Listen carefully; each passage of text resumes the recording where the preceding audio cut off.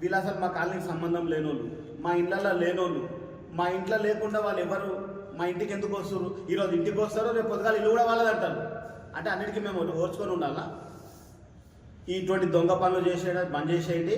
మీరు నిజాయితీగా గెలవండి. మేము కూడా ఎన్నిసార్లు సహకరించలేం? ఇంతకుముందు 2 సార్లు మేము సహకరించలేమా? మీకు పార్టీ పరంగా ఎలక్షన్లో సపోర్ట్ చేయలేమా? మళ్ళీ ఈరోజు దొంగ ఓట్లదని చెప్పి చెప్తారు. మీరు గెలిచిరు దొంగ ఓట్లదని మళ్ళీ మంది మీద నెపం నాటేస్తారా మీరంతా కలిసి?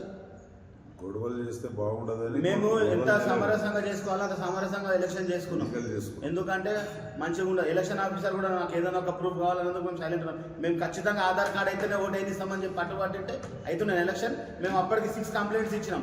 ఆధార్ కార్డు ఆరుగురు పైన మేము ఛాలెంజ్ చేసినాం. ఓటు వీళ్ళకి సంబంధం లేదంటే వాళ్ళు దిగకపోయారు. ఎలక్షన్ రోజు ఆధార్ కార్డు 15 మంది వచ్చిర్రు. వాళ్ళు ఇప్పుడు ఏడుంటారు? ఫ్లైఓవర్ కాడ, అయ్యప్ప స్వామి గుడి కాడ, ఫ్లైఓవర్ కాడ కింద ఉంటారు వాళ్ళు. మా వార్డులో ఎట్లుంటారు? మా వార్డులో ఎప్పుడు కిరాయికున్నారు వాళ్ళు? ఇవన్నీ దొంగ ఓట్లు రాపించారు కాబట్టి దయచేసి ఇవి రెక్టిఫై చేయమని చెప్పేసి.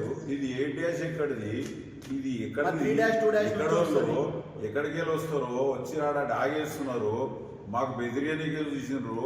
ఆడపిల్లలు ఉన్నారని చెప్పి మేము గౌరవం ఇచ్చి మేము సైలెంట్గా ఉన్నాం. ఎందుకంటే జరగని ప్రజాస్వామ్యంలో ఎన్నికలు ఏది జరుగుతుందో అని అనుకున్నాం. కానీ ఎందుకంటే ఆఫీసర్లు కూడా మాకు ఫేవర్ లేరు. ప్రభుత్వానికి వాళ్ళు కూడా వత్తాసే వలికిండ్రు. కాబట్టి మేము ఏమంటున్నాం అంటే దీని మీద మేము 100% కోర్టుకు పోతున్నాం. కానీ ఈ 8వ వాళ్ళ ఇది జరిగింది, ఆ వాళ్ళ ఇది జరిగింది అని అంటున్నారు కదా. మళ్ళీ 29 అయితే మాతో ప్రూఫ్లు ఉన్నాయి కదా. మీకేం ప్రూఫ్లు తీసుకురండి. 8వ వాళ్ళ మాట్లాడదాం మేము.